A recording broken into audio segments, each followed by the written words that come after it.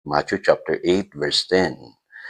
Namangha si Jesus nang marinig ito at sinabi niya sa mga taong sumusunod sa kanya, "Tandaan ninyo, hindi pa ako nakakita ng ganito kalaking pananampalataya sa buong Israel." Understanding faith. At kapansin-pansin po dito sa text natin today, namangha si Jesus sa pananampalataya po ng Roman captain. Ano po? At pag-aralan po natin yan, bakit po namangha ang Panginoong Jesus sa pananampalatayang ipinakita po nitong lalaking ito. Unang-una po, tingnan niyo po yung salitang ginamit po dyan. Sa English Bible po, Jesus marveled. Kasi malinaw po sa Bible, ang Panginoong Hesus po nai-impress siya kung ang isang tao po'y may pananampalataya. At ang sabi rin sa Hebrews 11:6, without faith, it is impossible to please God. Kaya sa kanya pong ministry, ang Panginoong Hesus po nire-require niya naman ng palataya ang isang tao.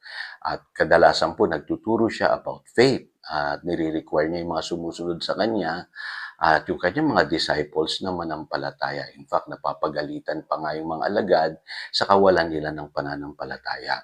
At kadalasan po nangyayari po yung mga himala dahil sa pananampalatayang ipinapakita ng isang tao. Kaya mahalaga na pag-aralan po natin ito. Ano ba yung pananampalatayang meron dito sa Roman captain na ito o Roman centurion na binabanggit po dito? Unang-una po makikita ninyo na itong Roman centurion, sa verses 5 and 6, ganito po yung kanyang sinabi. Ginoo, ang katulong ko po'y naparalisado. Siya po'y nakaratay sa bahay at lubhang nahihirapan.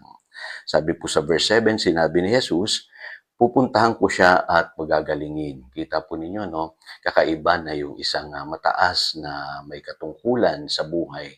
Katulad po nitong Roman captain, magmalasakit dun sa kanyang alipin.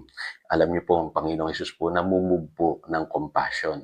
Kaya nakita niya na itong lalaking ito, napaka-humble, at gusto niya pang tulungan yung kanya pong servant na na-paralyze o may sakit, Pupunta na sana ang Panginoong Hesus. Kaya lang ang sabi nitong lalaking ito, ngunit sumagot sa kanyang opisyal, Ginoo, hindi po ako karapat-dapat na puntahan pa ninyo sa aking bahay.